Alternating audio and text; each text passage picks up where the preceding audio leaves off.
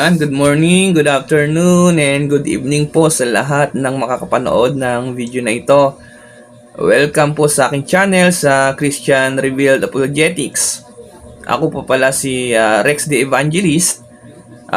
Dito po sa video na ito o sa channel na ito ay pag-uusapan po natin ang mga iba't ibang katuruan ng mga reliyon, sekta, denomination o iba't ibang pananampalataya, kung alin ba yung tama o totoo o nagsasabi ng tama o totoo.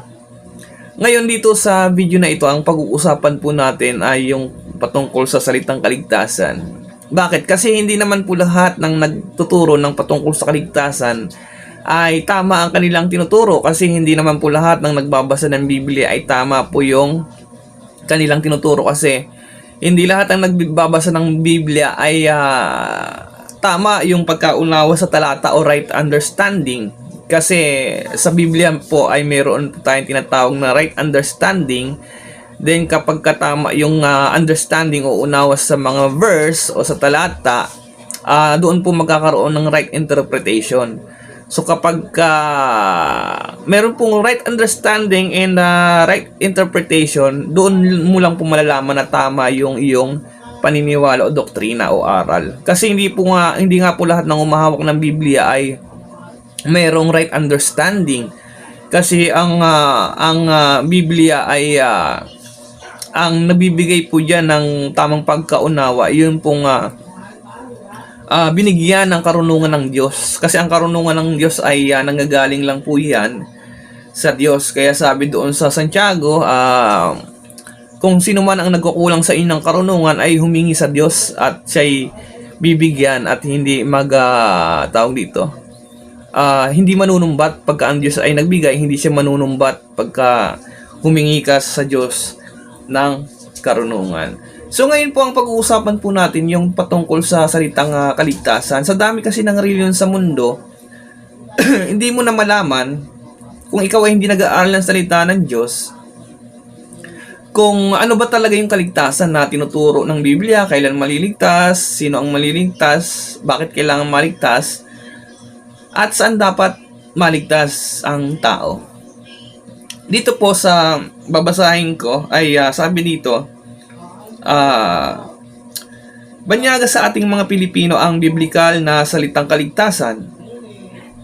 May ilang dahilan kung bakit. Una, sapagkat maraming reliyosong leader na Pilipino ang walang katiyakan nito, at hindi nila mismo naunawaan kung ano ang tinutukoy ng katagang ito. Ang katulad nila ay mga bulag na taga-akay ng mga bulag na taga-sunod. Pangalawa, sapagkat nagtitiwala sila na relihiyon ang naglalapit sa kanila sa Diyos. Gayunman, sa kabila nito ay hindi nila tiyak ang kanilang pangwalang hanggang destinasyon. At pangatlo, sinasabi ng pangkaraniwang pangreliyong filosofya ng maraming Pilipino, kung saan ka nagising, doon ka na lang. Dito na ako namulat, dito na rin ako mapipikit. Basta gagawa ako ng mabuti, at baka sakaling papasukin ako ng Diyos sa langit. Baka sakaling papasukin ako ng Diyos sa langit. So yung salitang baka ay hindi pa rin sigurado, o wala pa rin katiyakan o kasiguraduhan ng kaligtasan. Tanong, ano ba? Tanong, saan ba ililigtas? No? Merong mga tao kasi hindi alam kung saan ba ililigtas, bakit kailangan maligtas, sino ang tagapagligtas, at kailan maliligtas ang tao. Ang sagot po ay kamatayan. So, walang ibang pagliligtasan ang Diyos kundi sa kamatayan. Ibig bang sabihin, hindi na tayo mamamatay? Hindi po. Mamamatay pa rin po tayo. Ngayon, anong kamatayan ang tinutukoy ng Biblia? Yan po yung dapat nating malaman, kung ano ba yung kamatayan na tinutukoy ng Biblia, para maunawaan mo kung ano yung kaligtasan na binabanggit sa Biblia. Ngayon, may dalawang uri o klase ng kamatayan. Una, ang kamatayan ay pagkahiwalay ng tao sa Diyos o spiritual death, at paghihiwalay ng katawan, kaluluwa at espiritu o physical death. Pangalawa, ang pagbulid ng Diyos sa tao sa dagatang apoy. Yan po yung una at ikalawang kamatayan. Pag-usapan po muna natin yung unang kamatayan. Ano ba yung unang kamatayan? Ito nga po yung first death o unang kamatayan. Ito po yung spiritual and physical death. Composed po yung unang kamatayan ng ng spiritual and physical death. Ito po yung spiritual death na tinutukoy ng Biblia.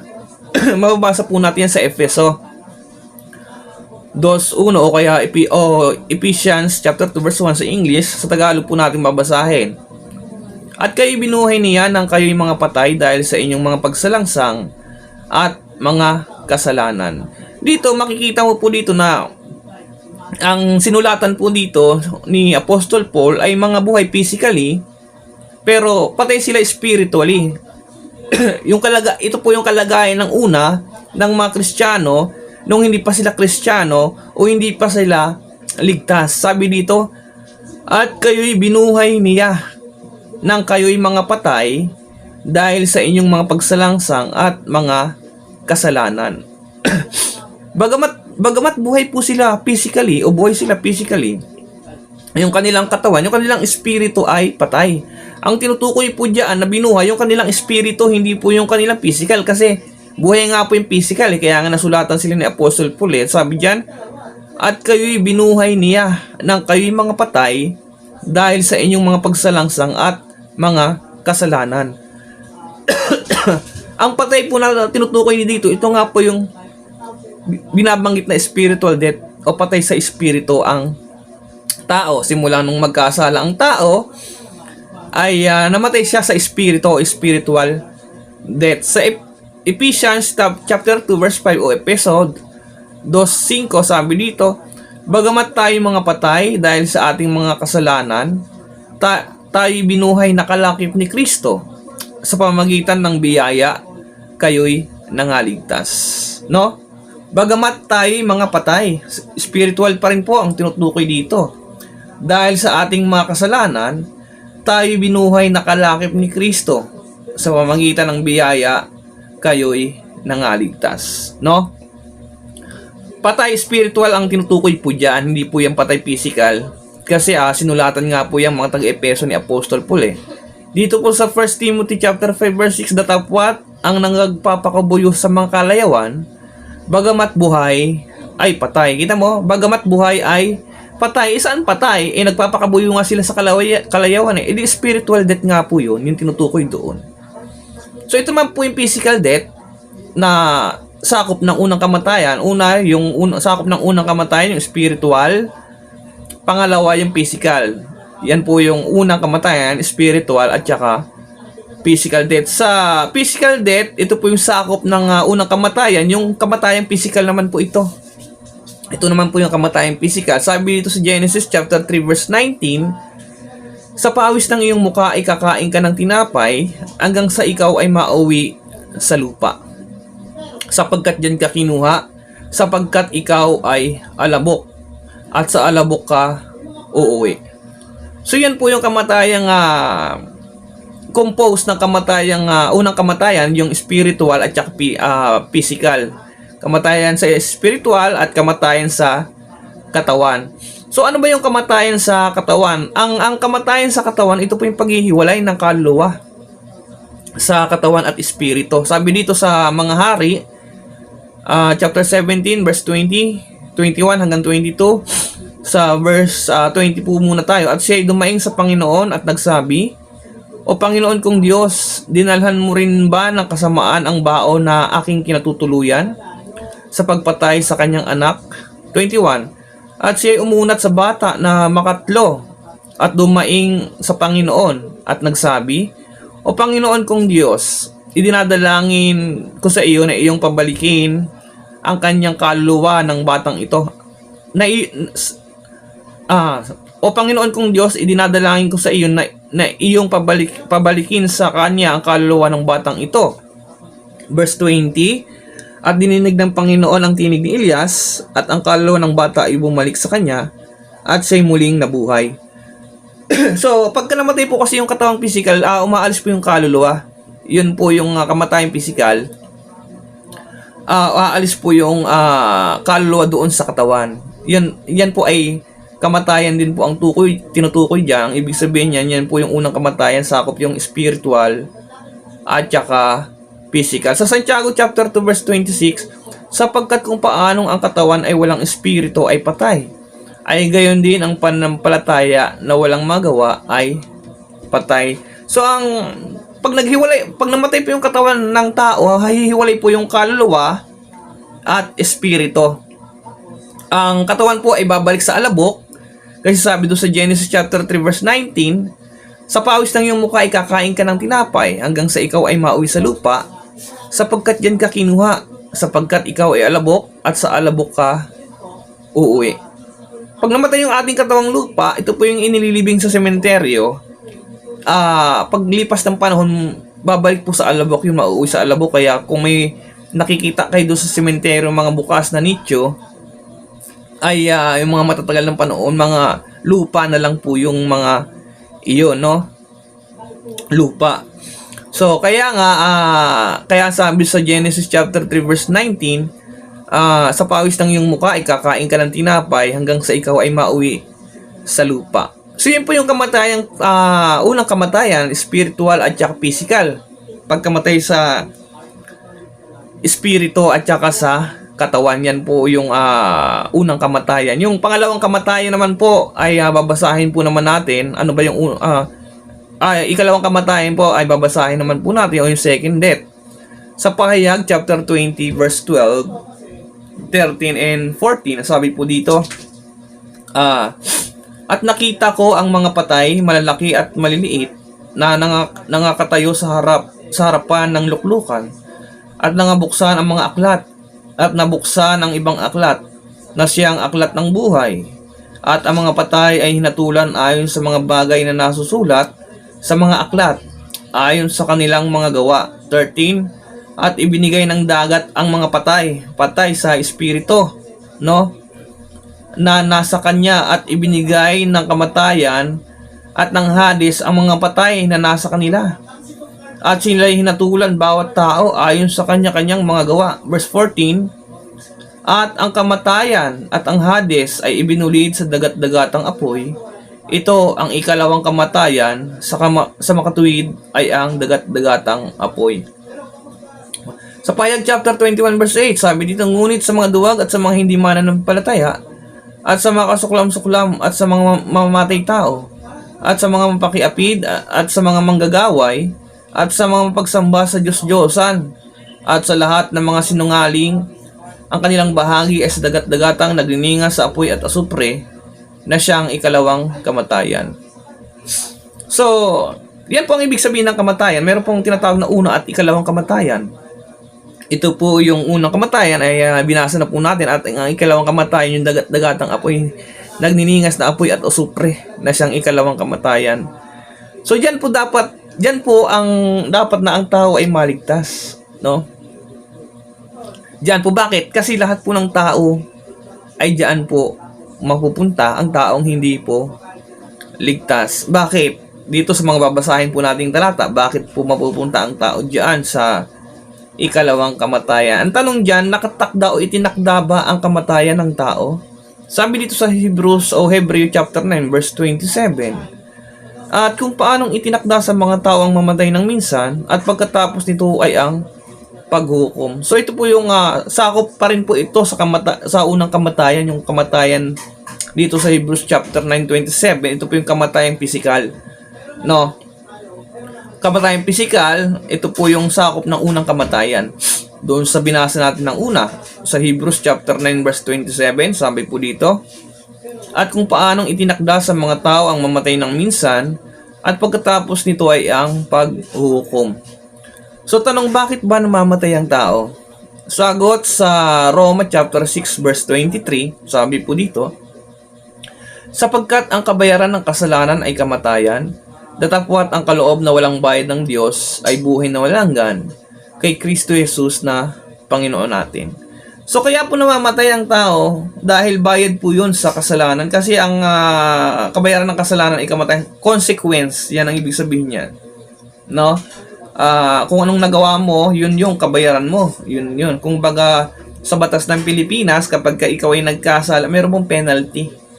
So, ang penalty po ng kasalanan ay kamatayan. Yan po yung batas ng Diyos, na kaya ang kabayaran ng kasalanan ay kamatayan. Kaya sabi sa Romans chapter 6 verse 23, Sapagkat ang kabayaran ng kasalanan ay kamatayan, datapwat ang kaloob na walang bayad ng Diyos ay buhay na walang hanggan kay Kristo Jesus na Panginoon natin.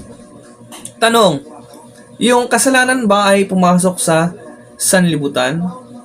Sagot sa Roma chapter 5 verse 12. Kaya kung paano na sa pamamagitan ng isang tao ay pumasok ang kasalanan sa sanlibutan at ang kamatay sa pamamagitan ng kasalanan, at sa ganito'y ang kamatayan ay naranasan ng lahat ng mga tao sapagkat ang lahat ay nangagkasala. Sapagkat ang lahat ay nangagkasala.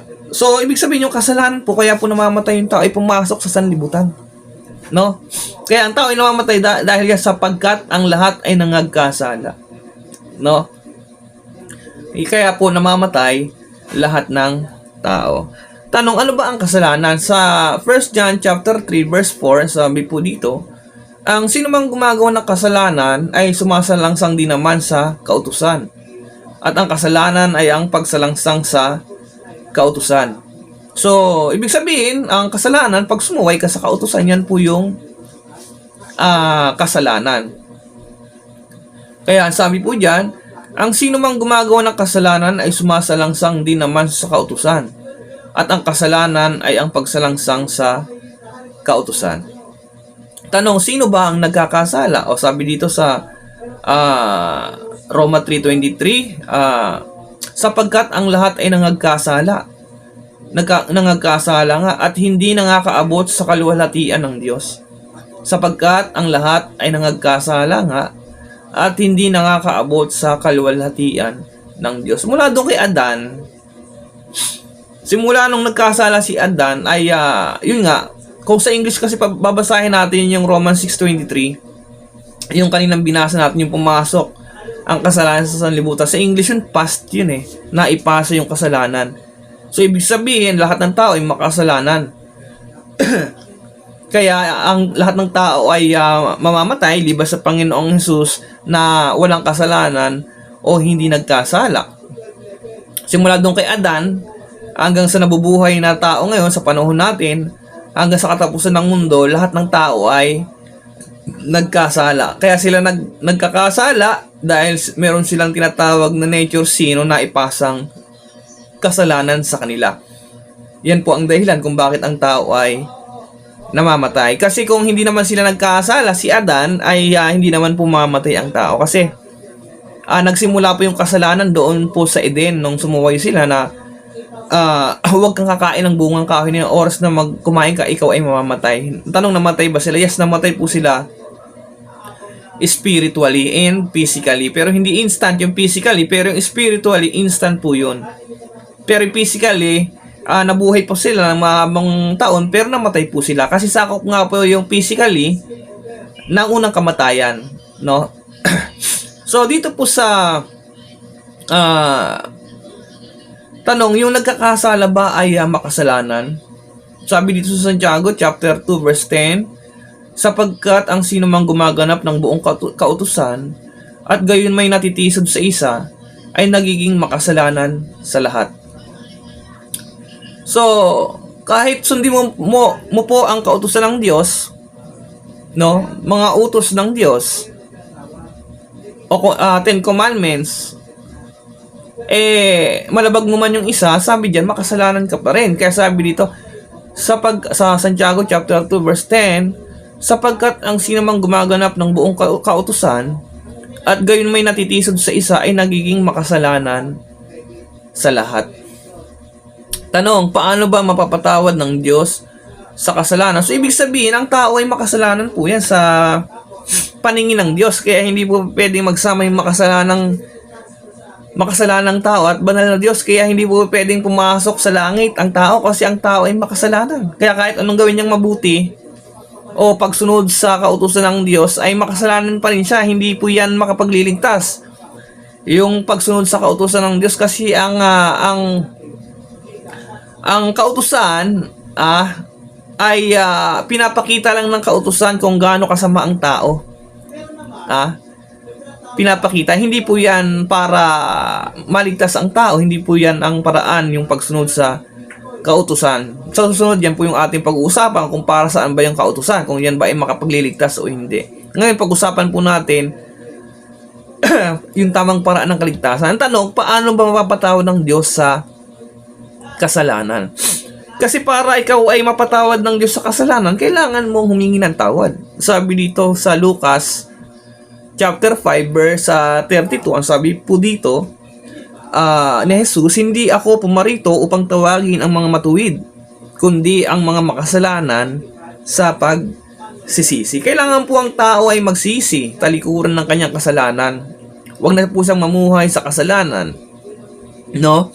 Sabi po diyan sa Marcos chapter 1 verse 4, dumating si Juan na nagbabautismo sa ilang at ipinangaral ang bautismo ng pagsisisi sa ikapagpapatawad ng mga kasalanan. Ang ibig sabihin po ng pagsisisi, ito po yung pagtalikod sa dati mong buhay. No, kung ikaw ay lasinggero, babaero, sugarol, tatalikuran mo na yon. Yun po yung ibig sabihin ng pagsisisi, ay pag-change ng mind. No, tatalikuran yung dating buhay na makasalanan. Yun po ang ibig sabihin ng pagsisisi. Sa 1 John 1:9, para mapatawad po ng Diyos ang tao, sa 1 John 1:9, pagtapos niya magsisi, sabi dito, kung ipinahayag natin ang ating makasalanan, ay tapat at banal siya na tayo patatawarin sa ating makasalanan at tayo lilinisin sa lahat ng kalikuan. Sabi diyan, kung ipinahayag natin ang ating makasalanan, kailangan mong ipahayag yung iyong kasalanan sa Diyos, kasi sa Diyos ka po nagkasala eh. Sa Diyos po tayo nagkasala eh. Example, nagkasala ka sa kaibigan mo, sa mahal mo sa buhay, para patawarin ka, kailangan mo humingi ng tawad. No, hindi ka naman na patatawarin kung hindi ka hihingi ng tawad, liban sa ating Panginoong Hesus. Sabi niya, Panginoon, Ama, patawarin mo po sila kasi hindi nila nalalaman ang kanilang ginagawa. So dito po sa 1 John 1:9, para patawarin ng Diyos sa kanyang kasalanan, kapag naunawaan mo na ikaw ay makasalan, para patawarin ka ng Diyos, kailangan na ipahayag mo. Kaya ang sabi dito, kung pinahayag natin ang ating makasalanan, ay tapat at banal siya na tayo patatawarin sa ating makasalanan at tayo lilinisin sa lahat ng kalikuan. Lilinisin sa lahat ng kalikuan. So, tanong, paano ba maliligtas o ano ba ang tamang paraan ng kaligtasan? Sagot, sa Efeso 2:8-9, ang sabi po dito, sa biyaya kayo nangaligtas sa pamamagitan ng pananampalataya. At ito hindi sa inyong sarili, ito'y kaloob ng Diyos, hindi sa pamamagitan ng mga gawa, upang ang sinuman ay huwag magmapuri. Ang kaligtasan po sa panahon po natin na ngayon, tayo po ay nasa panahon ng church age, panahon po yan ng grace.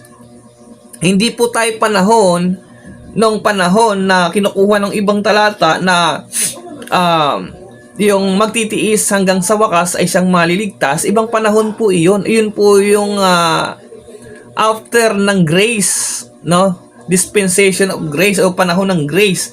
After ng panahon ng grace, mayroon pa pong kaligtasan, pero hindi na po grace ang paraan ng kaligtasan doon, kundi sa pagtitiis, no? Yun yung sa Great Tribulation o Tribulation, no?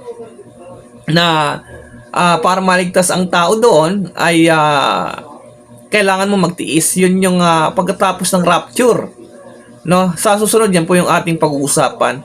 Pero ngayon kasi ang panahon natin ay church age, panahon po ng biyaya ng grace, simula nung namatay si Kristo sa krus ng Kalbaryo. Yan po yung grace, yan po yung biyaya na ibinigay ng Diyos, si Kristo, para ang tao ay maligtas sa pamamagitan ng pananampalataya. Yung grace na binabanggit dito sa Efeso 2:8-9, walang iba kundi si Kristo. Kaya ang sabi diyan, ang biyaya na tinutukoy niya si Kristo, kaya sabi niya, sapagkat sa biyaya kayo nangaligtas sa pamamagitan ng pananampalataya. At ito hindi sa inyong sarili, ito'y kaloob ng Diyos, hindi sa pamamagitan ng magawa, upang ang sino man ay wag magmapuri. So sa panahon po natin ngayon ay by grace po ang kaligtasan. Hindi po siya by works, hindi by endurance o endures. yung magtitiis hanggang sa wakas ay isang maliligtas. Sa ibang panahon po iyon, kaya hindi po lahat ng kinukuha po nating talata, yan yung sinasabi ko kanina, ay applicable po sa ating panahon. May iba't ibang panahon po tayo. So, ang linaw po dyan sa Efeso chapter 2 verse 8 and 9, sapagkat sa biyaya kayo nangaligtas sa pamagitan ng pananampalataya. At ito'y hindi sa inyong sarili, ito'y kaloob ng Diyos, hindi sa pamagitan ng mga gawa, upang ang sino man ay huwag magmapuri o huwag magmayabang. Kasi kung pagdating mo sa langit, sasabihin mo, Diyos, naligtas ako kasi nagtiis ako, sumunod ako sa mga kautusan mo, kung ang kautusan ay nakapagliligtas, kayabangan po yun. Ibig sabihin, hindi mo kailangan ng tagapagligtas. Kaya nga sabi dito ni Apostol Paul, ay ang sino man ay huwag magmapuri o huwag magmayabang. Ang ibig sabihin ng huwag magmapuri sa mababaw na Tagalog, ay huwag magmayabang. Kasi kung ikaw ay maliligtas pamagitan ng iyong gawa, sarili mo, magyayabang ka sa Diyos, naligtas ako, Diyos pag nasa langit ka na kasi ang galing ko, nasunod ko lahat ng utos mo, sinunod ko yung mga utos mo. Naiayon ng Diyos ng mayabang, kaya nga sabi dyan, hindi sa pamagitan ng magawa upang ang sino man ay huwag magmapuri. Ayon ng Diyos na nagmamataas, kaya wala kang part sa iyong kaligtasan. Hindi pa pwedeng meron kang tagapagligtas, so ang Panginoong Yesus at saka ikaw. Hindi po, isa lang po ang tagapagligtas, ang Panginoong Yesus lang. Ang tanong dyan, kanino ba sasampalataya? Ayon doon sa sinasabi sa Efeso 2:8, 9. Tanong dyan, kanino ba sasampalataya para hindi mapahamak o mapunta sa ikalawang kamatayan, o para maligtas o magkaroon ng buhay na walang hanggan ng tao? Sabi dito sa Juan 3:16, sapagkat gay na lamang ang pagsinta ng Diyos sa sanlibutan, na ibinigay niya ang kanyang bugtong na anak, upang ang sino man sa kanya'y sumampalataya ay huwag mapahamak, kundi magkaroon ng buhay na walang hanggan. So, diyan nga, doon ka po sa anak sasampalataya. Hindi sa iyong sarili, hindi sa iyong paniniwala, pananampalataya na sekta, denomination, o pag-anib para ikaw ay maligtas. Hindi po yan. Ang tinuturo po ng Biblia para ang tao ay maligtas sa pamamagitan ng biyaya. Sa biyaya, sa pamamagitan ng pananampalataya. Kanino pananampalataya? Pananampalataya kay Jesus. Sa kanya ka lang sasampalataya na siya ay namatay, nabuhay, namatay at inilibing at nabuhay sa ikatlong araw. Yan po yung ibig sabihin ng gospel. Birth, death, and resurrection of Jesus Christ. Yan po ang ibig sabihin ng gospel o ebanghelyo, mabuting balita. Yan po yan, yung buhay, kamatayan at muling pagkabuhay ng Panginoong Jesus. Hindi po ito yung gospel, yung mga kautusan ng Diyos o utos ng Diyos. Hindi po gospel yon. Yun po yung mga commandments. Iba po ang commandments sa gospel, no? Magkaiba po yun. So, yung gospel lang po ang makapagliligtas sa tao kapag sinampalatayanan yon ng tao. Kaya sabi doon sa Roma chapter 1 verse 16, hindi ko kinakahiya ang ebanghelyo sapagkat ito ang ikaliligtas ng mga sumasampalataya. Sabi po doon sa Roma chapter 1 verse 16, yun nga po yung gospel o ebanghelyo, yung birth, death, and resurrection of Jesus Christ. Dito po sa Gawa chapter 16 verse 31, ang sabi po dito, at kanilang sinabi, manampalataya ka sa Panginoong Hesus at maliligtas ka, ikaw at ang iyong sambahayan. Sabi ni Apostol Paul, para maligtas ka, kailangan mong sumampalataya sa Panginoong Hesus. Sa 2 Timothy chapter 3 verse 15, ang sabi po dito naman ni Paul kay Timothy,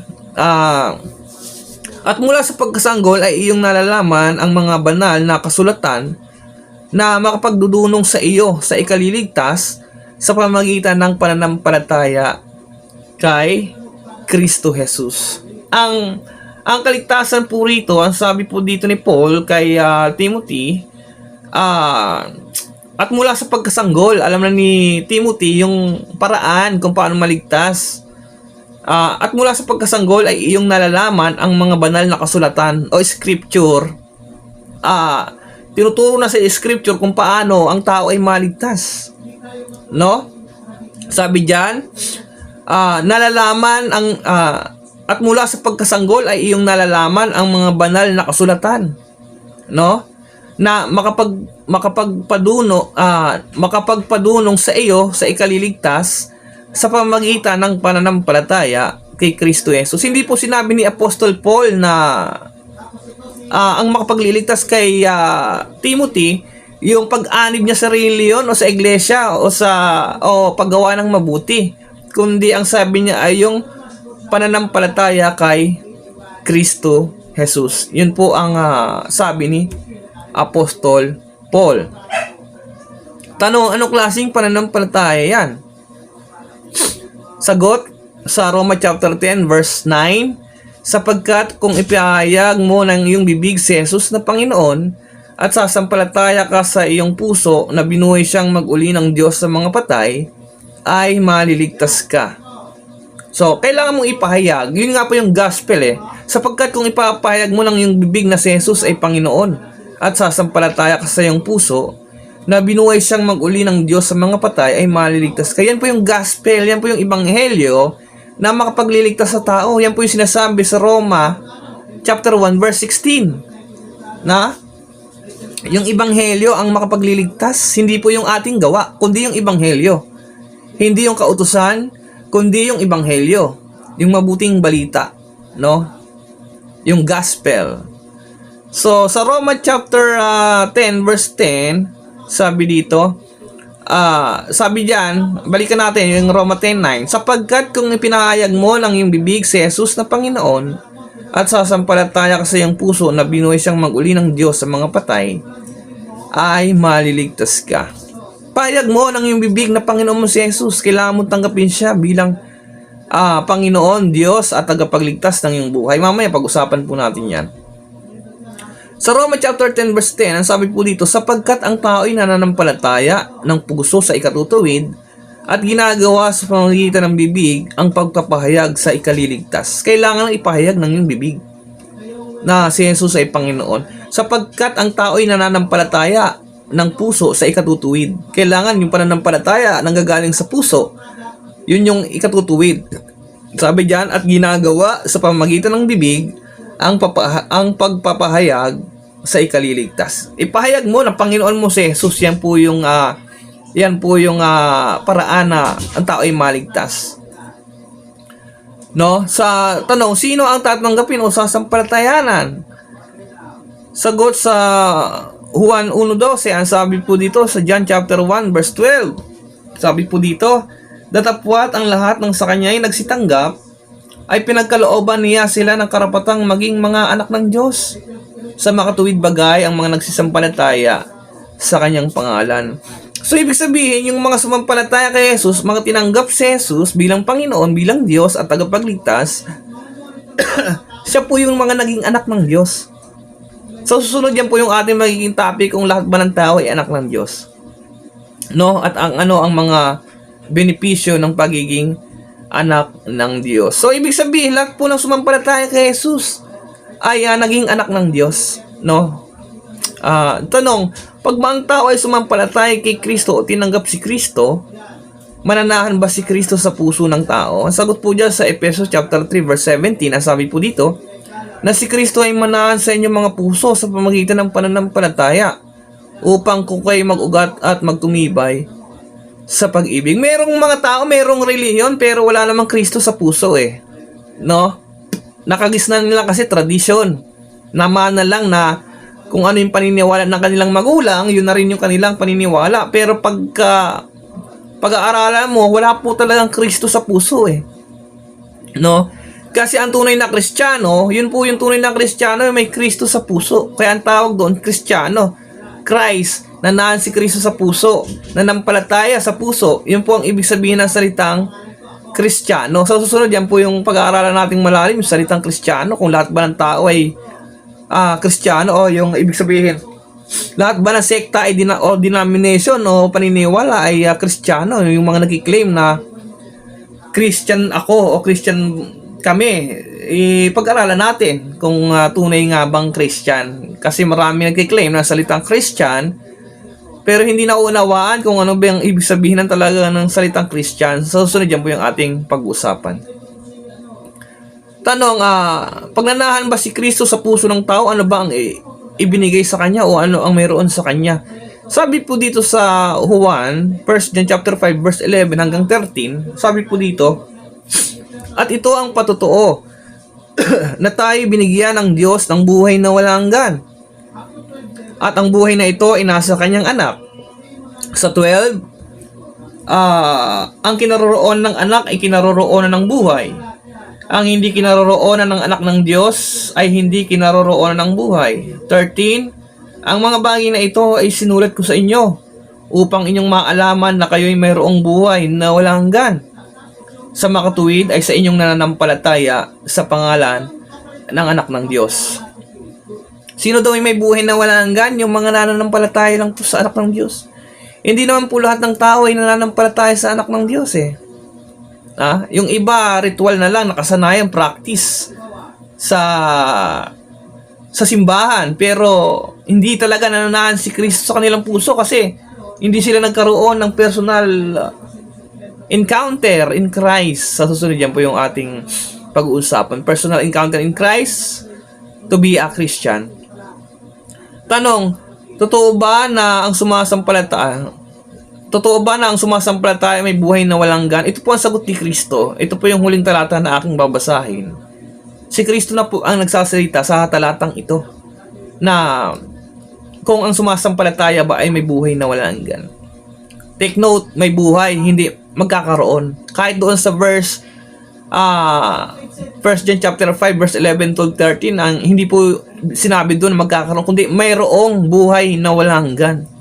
I-take note nyo po yung mga verse na yan, pag-aralan nyo ha, para malaman nyo po.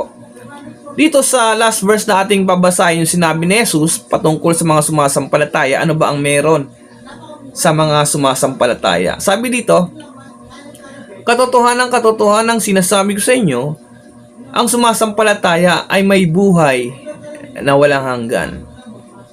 Si Jesus na po ang nagsabi diyan na ang sumasampalataya ay may buhay na walang hanggan. Hindi magkakaroon ng tanong, mayroon ka na po bang buhay na walang hanggan? Ligtas ka na po ba? Gusto mo po bang maligtas? Kung oo po ang sagot mo, ito po yung tamang pagkakataon para ikaw ay maligtas. Kailangan mo tanggapin ang Panginoong Hesus bilang Diyos, Panginoon, at tagapagligtas ng iyong buhay. So susunod po, pag-usapan po natin kung Diyos po ba talaga si Jesus na dapat tanggapin. Kasi kung hindi mo tatanggapin na Diyos si Jesus, hindi ka po maliligtas. Kasi yung pagtanggap kay Jesus, pagsampalataya, doon sa 1:12 ay pagkilala, pagtanggap kay Jesus bilang Diyos, Panginoon ng kanyang buhay. O ng iyong buhay. Ngayon, kung hindi ka paligtas at gusto mong maligtas, kailangan mo pong tanggapin si Jesus bilang Diyos, Panginoon at tagapagligtas ng iyong buhay. Kasi yan lang po yung tanging paraan para ang tao ay maligtas doon sa ikalawang kamatayan. Wala na pong ibang paraan ng kaligtasan kundi yung pagtanggap kay Jesus bilang Diyos, Panginoon at tagapagligtas ng kanyang buhay. So kung nais mo pang tanggapin si Jesus, ito na po yung pagkakataon. Sundan mo lang ang aking panalangin. Ariin mo lang po yung panalangin ko na iyo na nanggagaling sa iyong puso. Kailangan mong ipahayag ng iyong bibig, magsisi ng iyong kasalanan. Kailangan mong tanggapin si Jesus. Kung ipapahayag ng iyong bibig na si Jesus ay Panginoon at sasampalataya ka sa iyong puso na binuhay siyang mag-uli ng Diyos sa mga patay, ay maliligtas ka. Yun po ang sabi ng Biblia. Kailangan pong ipahayag. So kung nais mo pong maligtas, sabayan po ang aking panalangin na sa panalangin ng pagsisisi sa kasalanan at pagtanggap kay Jesus. Ngayon po ay mananalangin po ako ng panalangin pagsisisi at pagtanggap kay Jesus. Sabayan mo po ako, sundan mo yung panalangin, ariin mo sa iyong panalangin kung gusto mo pong maligtas o magkaroon ng buhay na walang hanggan. So para kapag ikaw ay namatay na, ibig sabihin sa langit ka pupunta kasi may buhay na walang hanggan ka na, ligtas ka na po. So, mananalangin po ako, sundan mo po yung aking panalangin. Pikit po natin ang ating mga mata. O Diyos, salamat po sa oras na ito nalaman ko po na ako ay isang makasalanan na hindi karapat-dapat sa inyong kaharian. Patawarin niyo po ako sa aking mga kasalanang nagawa. Pinagsisihan ko na po ang aking mga kasalanan. Panginoong Hesus, tinatanggap po kita sa aking puso bilang Diyos, Panginoon at tagapagligtas ng aking buhay. Simula ngayon, ikaw na po ang maghari sa aking buhay. Manahan ka po sa aking puso. Ito po ang aking dalangin sa pangalan ni Jesus. Amen. So kung ginawa po yung panalangin na yan, ang sabi po doon sa John chapter 1 verse 12, subalit ang lahat ng sa kanya ay nagsitanggap ay pinagkalooban niya sila ng karapatang maging mga anak ng Diyos. Sa makatuwid bagay ang mga nagsisampalataya sa kanyang pangalan. So, sa susunod po ang pag-aaralan po natin ay ano ba ang benepisyo ng pagiging anak ng Diyos? May katiyakan ba ng kaligtasan ang pagiging anak ng Diyos? So, yun lamang po. Maraming salamat po sa panonood ng video na ito, sa pagsubaybay. So, pagpalain po tayo ng Panginoon. Maraming salamat po.